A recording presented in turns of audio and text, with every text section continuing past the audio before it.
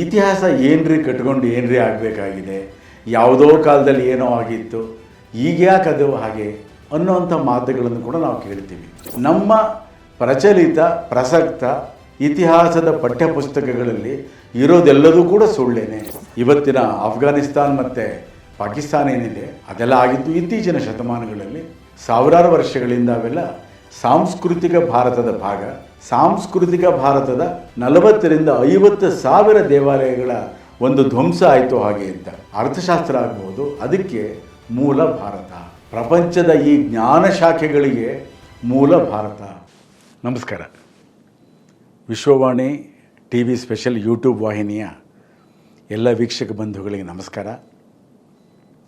ನಾನು ಮಂಜುನಾಥ ಅಜ್ಜಂಪುರ, ಲೇಖಕ, ಅಂಕಣಕಾರ.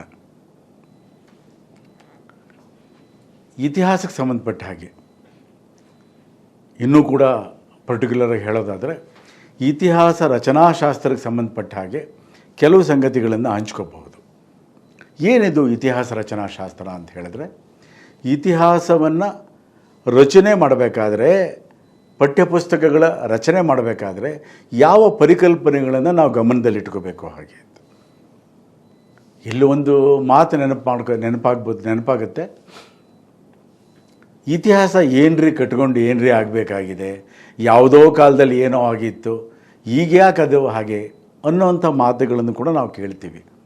ಇದನ್ನು ಕೂಡ ನಾವು ಪರಾಮರ್ಶೆ ಮಾಡಬೇಕಾಗುತ್ತೆ. ಇತಿಹಾಸ ಬೇಕಾ ನಮಗೆ ಹಾಗೆ ಅಂತ.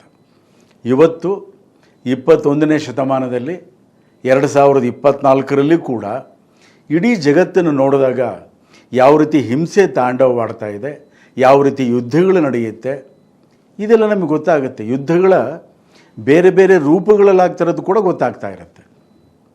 ಇದಕ್ಕೆ ಕಾರಣವನ್ನು ಕೂಡ ನಾವು ಕಂಡುಹಿಡ್ಕೋಬೇಕಲ್ವಾ. ಯಾವ ಕಾರಣಕ್ಕೆ ಯುದ್ಧಗಳಾಗುತ್ತೆ, ಯಾವ ಕಾರಣಕ್ಕೆ ಶೋಷಣೆ ಆಗುತ್ತೆ, ಯಾವ ಕಾರಣಕ್ಕೆ ವಿದೇಶಿ ದುಶ್ಶಕ್ತಿಗಳು ಆಂದೋಲನವನ್ನು ಮಾಡಿಸ್ತಾರೆ.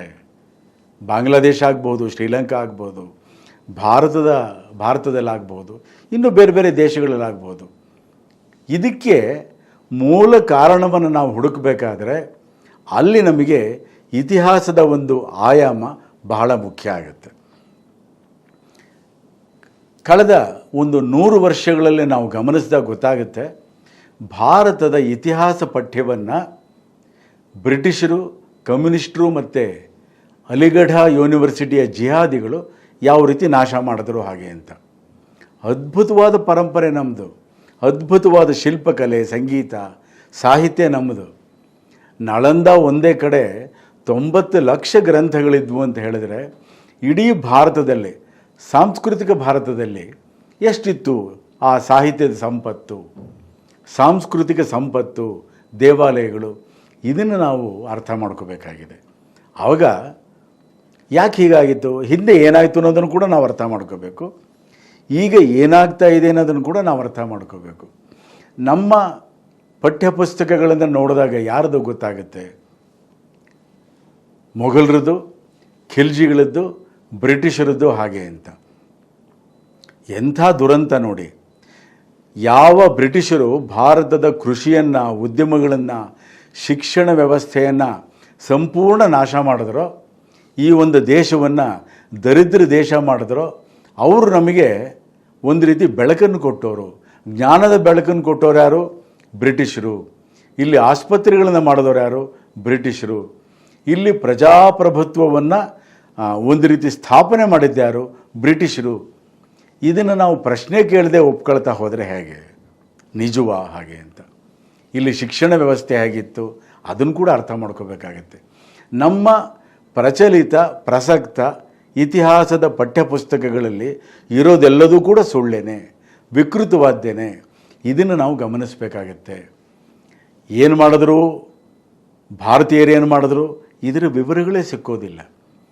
ಒಂದು ಸಣ್ಣ ಉದಾಹರಣೆ ಕೊಡೋದಾದರೆ, ನಮ್ಮ ದೇಶದ ಕನಿಷ್ಠ ಒಂದು 2-2.5 ಸಾವಿರ ವರ್ಷಗಳ ಇತಿಹಾಸವನ್ನು ನೋಡಿದ್ರೆ, ಅಲೆಕ್ಸಾಂಡರ್ ದಂಡೆತ್ತು ಬಂದ, ಆಮೇಲೆ ಇನ್ಯಾರೋ ಬಂದರು, ಘೋರಿ ಗಜನಿ ಬಂದರು, ಆಮೇಲೆ ಖಿಲ್ಜಿಗಳು ಬಂದರು, ಮೊಘಲರು ಬಂದರು, ಆಳಿದ್ರು, ಆಮೇಲೆ ಬ್ರಿಟಿಷರು ಬಂದರು, ಇದರ ಮಧ್ಯೆ ಫ್ರೆಂಚರು ಆಳ್ತಾ ಇದ್ದರು. ಸರಿ, ಭಾರತೀಯರು ಏನು ಮಾಡಿದ್ರು? ಇದರ ಚಿತ್ರಣ ಸಿಗೋದೇ ಇಲ್ಲ. ನಮಗೇನನ್ಸುತ್ತೆ, ನಮ್ಮ ಇತಿಹಾಸ ಅಂತ ಹೇಳಿದ್ರೆ ಸೋತವರ ಇತಿಹಾಸ, ಯಾರಿಗೆ ಸ್ವಾಭಿಮಾನನೇ ಇಲ್ವೋ ಅವರ ಇತಿಹಾಸ. ನಿಜನಾ? ಇದನ್ನು ಕೂಡ ನಾವು ಪ್ರಶ್ನೆಗಳನ್ನು ಎತ್ತಬೇಕಾಗತ್ತೆ. ಸುಮಾರು 8ನೇ ಶತಮಾನದಲ್ಲಿ ನಮ್ಮ ಮೇಲೆ ದಾಳಿ ಆಯಿತು ಹಾಗೆ ಅಂತ. ಅರಬ್ಬರದ್ದು, ತುರುಕರದ್ದು, ಇಸ್ಲಾಮಿನ ದಾಳಿಗಳಾಯಿತು. ಯಾವುದನ್ನು ನಾವು ವಾಯುವ್ಯ ಭಾರತ ಅಂತ ಕರಿತೀವೋ, ಇವತ್ತಿನ ಅಫ್ಘಾನಿಸ್ತಾನ್ ಮತ್ತು ಪಾಕಿಸ್ತಾನ ಏನಿದೆ ಅದೆಲ್ಲ ಆಗಿದ್ದು ಇತ್ತೀಚಿನ ಶತಮಾನಗಳಲ್ಲಿ. ಸಾವಿರಾರು ವರ್ಷಗಳಿಂದ ಅವೆಲ್ಲ ಸಾಂಸ್ಕೃತಿಕ ಭಾರತದ ಭಾಗ. ಅಲ್ಲಿ ಏನು ದಾಳಿ ಆಯಿತು, ಅಲ್ಲಿಂದ ಅವರು ದೆಹಲಿಗೆ ಬರೋದಕ್ಕೆ 570 ವರ್ಷಗಳಾಯಿತು. ನಾವು ನೆನಪಿಟ್ಕೋಬೇಕು ಇದನ್ನು. ಸಾಂಸ್ಕೃತಿಕ ಭಾರತದ ಅಫ್ಘಾನಿಸ್ತಾನ್ ಪಾಕಿಸ್ತಾನ ಪ್ರದೇಶ ಏನಿದೆ ಅಲ್ಲಿಗೆ ದಾಳಿಯಾಗಿ ಅಲ್ಲಿಂದ ಕೆಲವು 100 ಕಿಲೋಮೀಟರ್ ದೂರಕ್ಕೆ ದೆಹಲಿಯನ್ನು ಆಕ್ರಮಣ ಮಾಡೋದಕ್ಕೆ ಸುಮಾರು 12ನೇ ಶತಮಾನ 570 ವರ್ಷಗಳಾಯಿತು. ಯಾಕಾಯಿತು? ಇದು ನಮ್ಮ ವಿವರಗಳು ನಮ್ಮ ಇತಿಹಾಸದ ಪುಸ್ತಕಗಳಲ್ಲಿ ಕಾಣೋದೇ ಇಲ್ಲ. ಅಂತಹ ಅದ್ಭುತವಾದ ಹೋರಾಟವನ್ನು ಮಾಡಿದವರು ಭಾರತೀಯ ರಾಜರು. ಇನ್ನೂ ಒಂದಿದೆ, ನಮ್ಮಲ್ಲಿ ಕಿತ್ತಾಟ ಆಡಿದ್ರಿಂದಲೇ ಬೇರೆಯವರು ಬಂದು ಆಳೋದಕ್ಕೆ ಸಾಧ್ಯ ಆಯಿತು ಅಂತ. ಹಾಗೇನಿಲ್ಲ. ಕೆಲವು ಕಡೆ ಆ ರೀತಿ ಒಂದು ತಪ್ಪು ಕಲ್ಪನೆ ಇರಬಹುದು. ಆದರೆ ಅನೇಕ ಸಂದರ್ಭಗಳಲ್ಲಿ ಈ ರೀತಿ ವಿದೇಶಿ ಆಕ್ರಮಣ ಆದಾಗ ನಮ್ಮ ರಾಜರು ಒಟ್ಟಾಗಿ ಒಂದು ಹೋರಾಟ ಮಾಡಿದ್ದಿದೆ. ಇವತ್ತಿನ ಕಾಬೂಲ್ ಆಗ್ಬೋದು, ಜಾಬೂಲ್ ಆಗ್ಬೋದು, ಸಿಂಧ್ ಪ್ರಾಂತ ಆಗ್ಬೋದು, ಅಲ್ಲಿ ಬಹಳ ಒಳ್ಳೆಯ ಹೋರಾಟವನ್ನು ಮಾಡಿದ್ದಾರೆ. 100 ವರ್ಷಗಳ ಕಾಲ ಈ ವಿದೇಶಿ ಆಕ್ರಮಣಕಾರಿಗಳು ದೆಹಲಿಗೆ ಬರೋಕೆ ಬಿಟ್ಟಿಲ್ಲ. ಇದು ಇತಿಹಾಸವನ್ನು ಗಮನಿಸಬೇಕಾಗತ್ತೆ, ಅದು ಅನಿವಾರ್ಯ ಕೂಡ. ಸುಮಾರು 38 ವರ್ಷಗಳ ಹಿಂದೆ ಒಬ್ಬರು ಬಂದರು, ನೈಜೀರಿಯಾ ದೇಶದವರು. ಅವರ ಹೆಸರು ಓಲೆ ಶೋಯಂಕ ಅಂತ. ಅವರಿಗೆ ನೊಬೆಲ್ ಪ್ರಶಸ್ತಿ ಕೂಡ ಬಂದಿತ್ತು. ಭಾಳ ದೊಡ್ಡ ಚಿಂತಕರು, ಭಾಳ ದೊಡ್ಡ ಲೇಖಕರವರು. ನೈಜೀರಿಯಾದಿಂದ ಭಾರತಕ್ಕೆ ಬಂದು ಒಂದು ಉಪನ್ಯಾಸ ಮಾಡಿದ್ರು. ಅವರು ಹೇಳಿದ್ರು, ಆಫ್ರಿಕಾ ಏನಿದೆ ಇದರ ಇತಿಹಾಸವನ್ನು ಪುನರ್ರಚನೆ ಮಾಡುವಂತಹ ರೀರೈಟಿಂಗ್ ಅದರ ಒಂದು ಸಂದರ್ಭ ಬಂದಿದೆ, ಸತ್ಯವನ್ನು ಅರಿಯುವಂಥ ಸಂದರ್ಭ ಬಂದಿದೆ. ನಮ್ಮಲ್ಲಿ ಕಳೆದ 38 ಆಗಲಿ ಕಳೆದ 100 ವರ್ಷಗಳಾಗಲಿ ಬ್ರಿಟಿಷರು ಮತ್ತು ಕಮ್ಯುನಿಸ್ಟ್ರೇನು ನಾಶ ಮಾಡಿ ವಿಕೃತವಾದ ಬರೆದಿಟ್ಟಿದ್ದಾರೆ. ಅದರ ಒಂದು ಪುನರ್ರಚನೆ ರೀರೈಟಿಂಗ್ ಆಗಿದೆಯಾ? ಆಗಿಲ್ಲ. ಎಂತಹ ಒಂದು ವಿಷಾದದ ಸಂಗತಿ ಅಂತ ಹೇಳಿದ್ರೆ, 5 ವರ್ಷಗಳ ಹಿಂದೆ ಕೇಂದ್ರ ಸರ್ಕಾರದ ಒಬ್ಬರು ಮಂತ್ರಿ ಹೇಳಿದ್ರು, ನಾವು ಭಾರತದ ಇತಿಹಾಸದಲ್ಲಿ, ಅಂದರೆ ಇತಿಹಾಸದ ಪಠ್ಯದಲ್ಲಿ ಒಂದೇ ಒಂದು ಕಾಮಾ ಫುಲ್ ಸ್ಟಾಪ್ ಕೂಡ ಬದಲಾಯಿಸಿಲ್ಲ ಹಾಗೆ ಅಂತ. ಯಾವುದು ನಾಚಿಕೆಗೇಡಿನ ವಿಷಯನೋ, ಯಾವ ಕಾರಣಕ್ಕಾಗಿ ಅವರು ಅಧಿಕಾರಕ್ಕೆ ಬಂದರೋ ಅದರ ಬದಲು ಅವಮಾನಕರವಾದ್ದನ್ನು ಹೆಮ್ಮೆಯ ಸಾಧನೆ ಅಂತ ಹೇಳ್ತಾ ಇದ್ರು. ಇದು ಭಾರತದ ದುರಂತ. ಇದು ಯಾವುದನ್ನು ಬದಲಾಯಿಸಬೇಕಾಗಿತ್ತೋ ಅದನ್ನು ಬದಲಾಯಿಸಲೇ ಇಲ್ಲ. ಓಲೆ ಶೋಯಂಕ ಯಾಕೆ ನಮಗೆ ಮುಖ್ಯ ಆಗ್ತಾರೆ, ಅವರ ಚಿಂತನೆಗಳು ಯಾಕೆ ಮುಖ್ಯ ಆಗುತ್ತೆ ಅಂದರೆ, ಅವರು ಹೇಳಿದ್ರು, ಯಾರು ವಿನ್ನರ್ಸ್ ಇದ್ದಾರೋ ಅವರು ಇತಿಹಾಸವನ್ನು ಬರೀತಾರೆ. ಇತಿಹಾಸದಲ್ಲಿ ಯುದ್ಧಗಳನ್ನು ಗೆದ್ದವರು ಇತಿಹಾಸ ಬರೀತಾರೆ. ಹಾಗಾಗಿ ನಿಮಗೆ ಸತ್ಯದ ಚಿತ್ರಣ ಸಿಕ್ಕೋದೇ ಇಲ್ಲ ಹಾಗೆ ಅಂತ. ಮೊಘಲರಾಗಲಿ ಬೇರೆ ಇಸ್ಲಾಮಿ ಆಕ್ರಮಣಕಾರಿಗಳಾಗಲಿ ಅವರು ಅನೇಕ ವರ್ಷ ಆಳಿದ್ದು ನಿಜ. ಆದರೆ ಅವರೆಲ್ಲದನ್ನೂ ಕೂಡ ಅವರ ಆಸ್ಥಾನದಲ್ಲಿ ಕ್ರಾನಿಕ್ಲರ್ಸ್ ಅಂತ ಇದ್ದರು, ಆಸ್ಥಾನ ಇತಿಹಾಸಕಾರರಿದ್ದರು, ಎಲ್ಲದನ್ನೂ ಕೂಡ ಅವರು ಬರೆದಿಟ್ಟಿದ್ದಾರೆ. ಬಾಬರ್ನಾಮ ಆಗ್ಬೋದು, ಅಕ್ಬರ್ನಾಮ ಆಗ್ಬೋದು, ಫತಾವಾಯಿ ಆಲಮ್ಗಿರಿ ಆಗ್ಬೋದು, ಈ ಥರ ಅನೇಕ ದಾಖಲೆಗಳು ಸಿಕ್ಕುತ್ತೆ. ಅನೇಕ ಕೃತಿಗಳಿದೆ. ಅವೆಲ್ಲದೂ ಕೂಡ ಇಂಗ್ಲೀಷಿಗೆ ಅನುವಾದ ಕೂಡ ಆಗಿವೆ. ಏನು ಹೇಳ್ತಾವು? ಇಸ್ಲಾಮಿಗೆ ಅನುಸಾರವಾಗಿ ನಾವು ಈ ದೇಶದಲ್ಲಿರೋ ದೇವಾಲಯಗಳನ್ನು ನಾಶ ಮಾಡಿದ್ವಿ. ಈ ದೇಶದಲ್ಲಿದ್ದ ದೇವಾಲಯಗಳನ್ನು ನಾಶ ಮಾಡಿದ್ದಷ್ಟೇ ಅಲ್ಲ, ದೇವತಾ ಮೂರ್ತಿಗಳನ್ನು ಒಡೆದು ತುಂಡು ತುಂಡು ಮಾಡಿ ಮಸೀದಿಯ ಮೆಟ್ಲುಗಳಿಗೆ ಹಾಕ್ಸಿದ್ವಿ. ಗೋವುಗಳನ್ನು ಕಡಿದು ಯಾವುದನ್ನು ಭಾರತ ಪವಿತ್ರ ಅಂತ ಪರಿಗಣಿಸುತ್ತೋ ಆ ಗೋವುಗಳನ್ನು ಕಡಿದು ಆ ರಕ್ತವನ್ನು ದೇವಸ್ಥಾನಗಳ ಒಳಗಡೆ ಚೆಲ್ಲಲಾಯಿತು. ಅಲ್ಲಿ ಯಾರು ಅರ್ಚಕರಿದ್ದರೋ ಅವರಲ್ಲೆಲ್ಲರೂ ಕೂಡ ಕತ್ತರಿಸಿ ಹಾಕಲಾಯಿತು. ಯಾರು ಬರೆದಿದ್ದಾರೆ? ಇಸ್ಲಾಮಿನ ಇತಿಹಾಸಕಾರರೇ ಬರೆದಿದ್ದಾರೆ. ಆದರೆ ಕಳೆದ ಒಂದು 100 ವರ್ಷಗಳಲ್ಲಿ ಸ್ವಾತಂತ್ರ್ಯ ನಂತರ ಕೂಡ ನಮ್ಮ ಇತಿಹಾಸ ಪಠ್ಯ ವಿಕೃತವಾಗ್ತಾ ಹೋಯಿತು. ನಮ್ಮ ಇತಿಹಾಸದಲ್ಲಿ ಪರಂಪರೆಯ ಅದ್ಭುತ ಸಂಗತಿಗಳನ್ನು ಯಾವುದನ್ನು ನಾವು ಕಾಣೋದೇ ಇಲ್ಲ. ವಿಜ್ಞಾನಕ್ಕೆ ಸಂಬಂಧಪಟ್ಟ ಹಾಗೆ, ಖಗೋಳಶಾಸ್ತ್ರಕ್ಕೆ ಸಂಬಂಧಪಟ್ಟ ಹಾಗೆ, ಜ್ಯೋತಿಷ್ಶಾಸ್ತ್ರಕ್ಕೆ ಸಂಬಂಧಪಟ್ಟ ಹಾಗೆ, ಅಂಕಿಗಳಿಗೆ ಸಂಬಂಧಪಟ್ಟ ಹಾಗೆ ಭಾರತ ಯಾವ ರೀತಿ ಪ್ರಗತಿ ಸಾಧಿಸಿತ್ತು, ಈ ವಿಷಯಗಳು ನಮ್ಮ ಪುಸ್ತಕಗಳಲ್ಲಿ ಬರೋದೇ ಇಲ್ಲ. ಇವತ್ತು ಇಡೀ ಜಗತ್ತಿನಲ್ಲೇ ಬಳಸುವಂಥ ಒಂದು ಅಂಕಿಗಳೇನಿದೆ, ಡಿಜಿಟ್ಸ್ ಏನಿದೆ, ಇದರ ಮೂಲ ಭಾರತ. ಇದ್ರ ವಿಷಯ ಯಾರೂ ಹೇಳೋದೇ ಇಲ್ಲ. ನಮ್ಮ ಲಿಪಿಗಳೇನಿದೆ, ಕನ್ನಡ ಆಗಲಿ, ತೆಲುಗು ಆಗಲಿ, ದೇವನಾಗರಿ ಲಿಪಿ ಆಗಲಿ, ಈ ಭಾರತೀಯ ಲಿಪಿಗಳೇನಿದೆ ಅವು ಅತ್ಯಂತ ವೈಜ್ಞಾನಿಕವಾಗಿರುವಂಥದ್ದು. ಉಳಿದೆಲ್ಲ ಭಾಷೆಗಳಿಗಿಂತ ಹೆಚ್ಚು ಸ್ಪಷ್ಟವಾಗಿ, ನಿಖರವಾಗಿ ಒಂದು ಭಾಷೆಯನ್ನು, ಒಂದು ಮಾತನ್ನು ದಾಖಲಿಸೋ ಶಕ್ತಿ ಇರೋದು ಈ ಲಿಪಿಗಳಿಗೆ ಹಾಗೆ ಅಂತ. ಈ ವಿಷಯನೂ ಕೂಡ ಯಾರೂ ಹೇಳೋದೇ ಇಲ್ಲ. ಸೂರ್ಯ ಸಿದ್ಧಾಂತ ಅಂತ ಇದೆ. ಇವತ್ತು ನಮ್ಮ ವಿಶ್ವವಿದ್ಯಾಲಯಗಳಲ್ಲಿ ಹೋಗಿ ಕೇಳಿದ್ರೆ ಗೊತ್ತಿಲ್ಲ ಅಂತಾರೆ, ಹೆಸರು ಕೂಡ ಕೇಳಿಲ್ಲ ಹಾಗೆ ಅಂತ. ನೋಡಿ, ಈ ರೀತಿಯ ಭಾರತೀಯ ಪರಂಪರೆಯ ಅನೇಕ ಗ್ರಂಥಗಳ ಬೆಲೆ ಆಕ್ರಮಣಕಾರಿಗಳಿಗೆ ಗೊತ್ತಿತ್ತು. ಸುಮಾರು 250-300 ವರ್ಷಗಳ ಹಿಂದೆ ಫ್ರೆಂಚರು, ಬ್ರಿಟಿಷರು ಮತ್ತು ಜರ್ಮನಿಯವರು ಒಂದು ದೇಶಕ್ಕೆ ಇನ್ನೊಂದು ದೇಶ ಆಗ್ತಾ ಇರಲಿಲ್ಲ, ಯುದ್ಧಗಳನ್ನು ಮಾಡ್ತಾಯಿದ್ರು. ಆದರೆ ಆ ಅವಧಿಯಲ್ಲಿ 2.5 ಶತಮಾನಗಳ ಹಿಂದೆ 3 ದೇಶಗಳಿಗೆ ಸೇರಿದವರು ಭಾರತಕ್ಕೆ ಬಂದರು. ಸೂರ್ಯ ಸಿದ್ಧಾಂತವನ್ನು ಅವರವರ ಭಾಷೆಗಳಿಗೆ ಅನುವಾದ ಮಾಡ್ಕೊಂಡು ಹೋದರು. ಯುರೋಪ್ ಮೂಲದಲ್ಲಿ ಏನು ನಾವು ವಿಜ್ಞಾನದ ಪ್ರಗತಿಯನ್ನು ಕಾಣ್ತೀವೋ ಅದರ ಮೂಲ ಈ ಸೂರ್ಯ ಸಿದ್ಧಾಂತ ಮತ್ತು ಅನೇಕ ಗ್ರಂಥಗಳ ಸೂತ್ರಗಳಲ್ಲಿದೆ. ಇಲ್ಲಿರೋದಂಥದ್ದು ಸೂತ್ರಗಳಲ್ಲಿ ಯಾವುದು ಯುರೋಪಿಯನ್ ಮೆಥಡಾಲಜಿ ಅಂತ ಕರಿತೀವೋ ಆ ಥರನೇ ಇರಬೇಕು ಅಂತ ಏನಿಲ್ಲ. ಭಾರತದ ಇತಿಹಾಸ ಕೂಡ ಅಷ್ಟೇ, ಹೀಗೆ ಇರಬೇಕು ಅಂತ ಏನಿಲ್ಲ. ಇಲ್ಲಿದೆ ಒಂದು ಇತಿಹಾಸ ಇದೆ, ಇಲ್ಲಿದೆ ಒಂದು ಮೆಥಡಾಲಜಿ ಇದೆ. ಕಾವ್ಯಗಳು ಕೂಡ ಅಷ್ಟೇ. ಯಾವುದು ಪಾಶ್ಚಾತ್ಯ ಕಾವ್ಯಗಳಿದ್ವೋ ಅದೇ ಫಾರ್ಮ್ಯಾಟ್, ಅದೇ ಸ್ವರೂಪ, ಅದೇ ವಿನ್ಯಾಸ ಇರಬೇಕು ಅಂತ ಏನಿಲ್ಲ. ಭಾರತೀಯ ಮಹಾಕಾವ್ಯಗಳು, ರಾಮಾಯಣ ಆಗಲಿ, ಮಹಾಭಾರತ ಆಗಲಿ, ಅದರಲ್ಲಿ ನಾವು ಕಾಣುವಂಥದ್ದೇನು? ಅಧ್ಯಾತ್ಮ ಇದೆ, ಕಥೆ ಇದೆ, ಪುರಾಣ ಇದೆ, ನೀತಿ ಇದೆ, ಖಗೋಳಶಾಸ್ತ್ರ ಇದೆ. ಎಷ್ಟು ಅದ್ಭುತ ನೋಡಿ. ಆದರೆ ನಾವು ಅದನ್ನು ಯಾವುದೋ ಒಂದು ಪುಟ್ಟ ಚೌಕಟ್ಟಲ್ಲಿ ನೋಡ್ತಾ ಹೋಗ್ತೀವಿ. ಎಲ್ಲದನ್ನೂ ಕೂಡ ನಕಾರಾತ್ಮಕವಾಗಿ ನೋಡೋ ಅಂಥದ್ದು ಒಂದು ಪರಿಪಾಠವನ್ನು ನಮ್ಮ ಕಳೆದ 100 ವರ್ಷಗಳಲ್ಲಿ ಬೆಳೆಸಿದ್ದಾರೆ ಹಾಗೆ ಅಂತ. ಯಾರು ವಿಶ್ವವಿದ್ಯಾಲಯಗಳಲ್ಲಿ ಇದ್ದಾರೋ, ಈಗಲೂ ಇದ್ದಾರೋ, ಅವರೆಲ್ಲರೂ ಕೂಡ ನಕಾರಾತ್ಮಕವಾದ್ದನ್ನೇ ಹೇಳ್ತಾ ಬಂದಿದ್ದಾರೆ, ಅದನ್ನೇ ಕಲಿಸ್ತಾ ಬಂದಿದ್ದಾರೆ. ಇದರ ಮೂಲ ಎಲ್ಲಿದೆ? ಹಿಸ್ಟ್ರಿ ಏನಿದೆ, ಇತಿಹಾಸ ಏನಿದೆ, ಇದರ ಪರಿಕಲ್ಪನೆಗಳು, ಬರೆಯೋ ಪರಿಕಲ್ಪನೆಗಳು, ಪಠ್ಯದ ಪರಿಕಲ್ಪನೆಗಳು ಸರಿ ಇಲ್ಲ. ಯಾವ ಪರಿಕಲ್ಪನೆಗಳಿರಬೇಕು? ಸತ್ಯದ ಆಧಾರದ ಮೇಲೆ ಇರಬೇಕು. ಯಾವುದು ಪುರಾವೆಗಳಿದೆಯೋ ಅದರ ಆಧಾರದ ಮೇಲೆ ಇರಬೇಕು. ಸ್ವತಃ ಇಸ್ಲಾಮಿನ ಆಕ್ರಮಣಕಾರಿಗಳೇ ಹೇಳಿದ್ದಾರೆ ನಾವಿಂಥದ್ದೇನು ಒಡೆದು ಹಾಕಿದ್ವಿ ಹಾಗೆ ಅಂತ.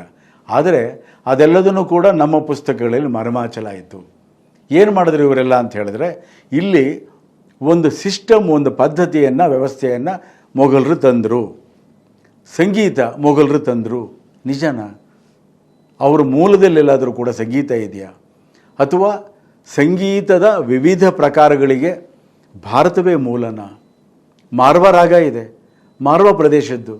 ಇದಕ್ಕೂ ಮೊಘಲರಿಗೂ ಸಂಬಂಧ ಇದೆಯಾ? ಇದಕ್ಕೂ ಇಸ್ಲಾಂಗೂ ಸಂಬಂಧ ಇದೆಯಾ? ಇಸ್ಲಾಂ ಸಂಗೀತವನ್ನು, ಸಾಹಿತ್ಯವನ್ನು ಎಲ್ಲದನ್ನೂ ಕೂಡ ನಾಶ ಮಾಡಬೇಕು ಅಂತಲೇ ಹೇಳುತ್ತೆ, ಎಲ್ಲದನ್ನೂ ಕೂಡ ವಿರೋಧ ಮಾಡುತ್ತೆ, ವಿಗ್ರಹಾರಾಧನೆಯನ್ನೇ ವಿರೋಧ ಮಾಡುತ್ತೆ. ಹಾಗಾಗಿ ಸಾಂಸ್ಕೃತಿಕ ಭಾರತದ 40,000-50,000 ದೇವಾಲಯಗಳ ಒಂದು ಧ್ವಂಸ ಆಯಿತು ಹಾಗೆ ಅಂತ. ಇವತ್ತಿನ ಗಣಿತ ಆಗ್ಬೋದು, ಖಗೋಳಶಾಸ್ತ್ರ ಆಗ್ಬೋದು, ಅರ್ಥಶಾಸ್ತ್ರ ಭಾಳ ಮುಖ್ಯವಾದ್ದು, ಅರ್ಥಶಾಸ್ತ್ರ ಆಗ್ಬೋದು, ಅದಕ್ಕೆ ಮೂಲ ಭಾರತ. ಪ್ರಪಂಚದ ಈ ಜ್ಞಾನ ಶಾಖೆಗಳಿಗೆ ಮೂಲ ಭಾರತ. ಆಚಾರ್ಯ ಚಾಣಕ್ಯರು 2500 ವರ್ಷಗಳ ಹಿಂದೆ ಇದ್ದವರು. ಅವರ ಅರ್ಥಶಾಸ್ತ್ರ ಕೃತಿ ಏನಿದೆ ಕೇವಲ ಎಕನಾಮಿಕ್ಸ್ ಅಲ್ಲ, ಅಲ್ಲಿ ಆಡಳಿತ ಇದೆ, ಟ್ಯಾಕ್ಸೇಷನ್ ಇದೆ, ಆಮೇಲೆ ಯಾವುದನ್ನೇ ಇವತ್ತು ಬೇಹುಗಾರಿಕೆ, ಇಂಟೆಲಿಜೆನ್ಸ್ ಅಂತ ಹೇಳ್ತೀವಿ, ಅದರ ವಿವರಗಳು ಕೂಡ ಇದೆ. ಅವರ ಎಲ್ಲದನ್ನು ಕೂಡ ರೂಪಿಸಿದ್ರು ಅಂತ ಅರ್ಥ ಅಲ್ಲ, ಅದನ್ನು ಅವರು ಕ್ರೋಢೀಕರಣ ಮಾಡಿದ್ರು, ಕೋಡಿಫೈ ಮಾಡಿದ್ರು. ಅವ್ರಿಗಿಂತ ಹಿಂದೆಯೇ ಅನೇಕ ಸಾವಿರ ವರ್ಷಗಳ ಹಿಂದೆ ಕೂಡ ಇದ್ದ ಜ್ಞಾನ ಸಂಪತ್ತನ್ನು ಅವರು ಅರ್ಥಶಾಸ್ತ್ರದಲ್ಲಿ ಅವರು ಕ್ರೋಢೀಕರಣ ಮಾಡಿದ್ರು. ಇದನ್ನು ನಾವು ತಿಳ್ಕೋಬೇಕಲ್ವ. ನಮ್ಮ ಇತಿಹಾಸ ಪುಸ್ತಕಗಳಲ್ಲಿ ಇದೆಲ್ಲ ಇದೆಯಾ? ಸ್ವಾತಂತ್ರ್ಯ ಅಂತಂದರೆ ಏನು? ಇದು ಬ್ರಿಟಿಷರಿಂದ ಬಂದಿರೋ ಅಂಥದ್ದು ಅಂತ ನಿಜನಾ? ಅಲೆಕ್ಸಾಂಡರ್ ಬಂದಾಗಲೇ ಇಲ್ಲಿ ವಾಯವ್ಯ ಭಾರತದಲ್ಲಿ ಮತ್ತು ಇವತ್ತಿನ ಬಿಹಾರದ ಒಂದು ಕಡೆ ಪ್ರಜಾಪ್ರಭುತ್ವ ಇರೋ ಜನಪದಗಳಿದ್ವು. ಅದನ್ನು ಜನಪದಗಳು ಅಂತಲೇ ಹೇಳ್ತಾ ಇದ್ರು. ಮತ್ತೆ ಹೇಳ್ತೇನೆ, ಇದೆಲ್ಲದೂ ಕೂಡ ಸಾಮಾನ್ಯ ಯುಗಪೂರ್ವ ಅವಧಿ, ಬಿಫೋರ್ ಕಾಮನ್ ಎರಾ ಇದ್ದಿದ್ದು. ಇದನ್ನು ಕೂಡ ನಾವು ಪರಿಗಣಿಸಲೇಬೇಕಾಗತ್ತೆ. ಅಂದರೆ ಜನಪದಗಳೇನಿದ್ವು ಅಲ್ಲಿ ರಾಜ ಇರಲಿಲ್ಲ, ಅಲ್ಲಿ ಸಂಸತ್ ಥರ ಒಂದು ಸಮಿತಿ ಆಡಳಿತ ನಡೆಸ್ತಾ ಇತ್ತು. ಅಂದರೆ ಇವತ್ತಿನ ಏನು ಪ್ರಜಾಪ್ರಭುತ್ವ ಇದೆ ಆರಿಸೋ ಅಂಥ ಆ ವ್ಯವಸ್ಥೆ ಇತ್ತಲ್ಲಿ. ಅದ್ಭುತ ಅಲ್ವಾ? ಇದು ನಮ್ಮ ಇತಿಹಾಸದ ಪುಸ್ತಕಗಳಲ್ಲಿ ಬರಬೇಕು. ಸ್ವಾತಂತ್ರ್ಯ ಹೋರಾಟ ಏನಾಯಿತು ಅದರ ವಿವರಗಳು ಬರಬೇಕು. ನಿಜವಾದ ಸ್ವಾತಂತ್ರ್ಯ ಹೋರಾಟ ಏನಾಯಿತು ಅದರ ವಿವರಗಳು ಬರಬೇಕು. 1857ರ ಸ್ವಾತಂತ್ರ್ಯ ಸಂಗ್ರಾಮದ ವಿವರಗಳು ಕೆಲಮಟ್ಟಿಗೆ ಗೊತ್ತು. ಸಾವರ್ಕರ್ ಕಾರಣಕ್ಕೆ ಆ ವಿವರಗಳು, ದಾಖಲೆಗಳು ಸಿಕ್ತು ನಮಗೆ. ಅದಕ್ಕೆ 80-90 ವರ್ಷಗಳ ಮೊದಲೇ ಸನ್ಯಾಸಿಗಳ ಒಂದು ದಂಗೆ ಆಯಿತು. ದಂಗೆ ಅಲ್ಲ, ಅದು ಆಂದೋಲನ. ಅದು ಬ್ರಿಟಿಷರದರನ್ನು ಸನ್ಯಾಸಿಗಳ ದಂಗೆ ಅಂತ ಬರೆದರು. ದಂಗೆ ಅಲ್ಲ, ಸ್ವಾತಂತ್ರ್ಯ ಹೋರಾಟ ಅದು. ಎಂಥ ಅದ್ಭುತವಾದ ಹೋರಾಟ ಮಾಡಿದ್ರು ಅಂದರೆ, ಶಿಸ್ತಿಗೆ, ಒಂದು ವ್ಯವಸ್ಥೆಗೆ ಹೆಸರಾದ ಬ್ರಿಟಿಷರು ನಡುಗು ಹೋದರು. ಅವ್ರು ಏನು ಮಾಡೋದಕ್ಕೂ ತೋಚಲಿಲ್ಲ. ಇದು ಸನ್ಯಾಸಿಗಳ ಆಂದೋಲನದ ವಿಶೇಷ. ಇದರ ವಿವರಗಳು ನಮಗೆ ಸಿಕ್ಕೋದೇ ಇಲ್ಲ. ನಮ್ಮಲ್ಲೇನಂತ ಹೇಳಿದ್ರೆ ಸನ್ಯಾಸದ ಬಗ್ಗೆ, ಭಾರತದ ಬಗ್ಗೆ ನಮಗೆ ಗೊತ್ತೇ ಇಲ್ಲ. ಸನ್ಯಾಸಿಗಳು ಬರ್ತಾರೆ, ಅವಧೂತರು ಬರ್ತಾರೆ, ಮಠಾಧೀಶರು ಬರ್ತಾರೆ, ಯೋಗಿಗಳು ಬರ್ತಾರೆ, ಇಷ್ಟು ವೈವಿಧ್ಯ ಇರೋವಂಥದ್ದು. ಆದರೆ ಯಾರೋ ಒಬ್ಬರು ಆ ಸನ್ಯಾಸಿಗಳು ದಂಗೆ ಇದ್ದರು ಅಂದರೆ ಸನ್ಯಾಸಿಗೇನು ಕೆಲಸ? ಅವನು ಹಿಮಾಲಯದಲ್ಲಿ ತಪಸ್ಸು ಮಾಡಬೇಕಲ್ವಾ? ಇದು ನಮ್ಮ ಅಸ್ಮಿತೆಯನ್ನು ನಾವು ಅರಿದೇ ಇದ್ದಾಗ ಆಗುವಂಥ ಒಂದು ತೊಂದರೆ. ಹಾಗಾಗಿ ನಮ್ಮ ಇತಿಹಾಸದ ಪುಸ್ತಕಗಳ ಒಂದು ಪರಿಕಲ್ಪನೆಗಳಿಗೆ ಸತ್ಯ ಆಧಾರ ಇರಬೇಕು. ಸಾಕ್ಷ್ಯಾಧಾರಗಳೇ, ಪುರಾವೆಗಳೇ ಅದಕ್ಕೆ ಒಂದು ಆಧಾರ ಆಗಬೇಕು. ಇದು ಯಾವಾಗ ನಾವು ಅರ್ಥ ಮಾಡ್ಕೊಳ್ತೀವೋ, ನಮ್ಮ ಇತಿಹಾಸ ಅಷ್ಟೇ ಅಲ್ಲ, ಇತಿಹಾಸದ ವಿಭಾಗ ಮಾತ್ರ ಅಲ್ಲ, ಪ್ರಸಕ್ತ ಭಾರತನೇ ಸರಿ ಹೋಗೋದಕ್ಕೆ, ನಮ್ಮ ಭವಿಷ್ಯಕ್ಕೆ ಕಾರಣ ಆಗುತ್ತೆ. ನಮಸ್ಕಾರ ಆತ್ಮೀಯ ವೀಕ್ಷಕ ಬಂಧುಗಳೇ. ರಾಷ್ಟ್ರೀಯತೆ, ಭಾರತೀಯ ಅಸ್ಮಿತೆ ಕುರಿತಾದ ಅನೇಕ ವಿಚಾರಗಳನ್ನು ನಾನು ಈ ವಿಶ್ವವಾಣಿ TV ಸ್ಪೆಷಲ್ ಯೂಟ್ಯೂಬ್ ವಾಹಿನಿಯಲ್ಲಿ ಹಂಚ್ಕೊಳ್ತಾ ಇದ್ದೀನಿ. ಎಲ್ಲರೂ ಕೂಡ ದಯವಿಟ್ಟು ವಿಶ್ವವಾಣಿ ಯೂಟ್ಯೂಬ್ ಚಾನಲ್ ಏನಿದೆ ಇದಕ್ಕೆ ಸಬ್ಸ್ಕ್ರೈಬ್ ಮಾಡಿ, ಚಂದಾದಾರರಾಗಿ ಅಂತ ವಿನಂತಿಸ್ಕೊಳ್ತೀನಿ. ನಮಸ್ಕಾರ.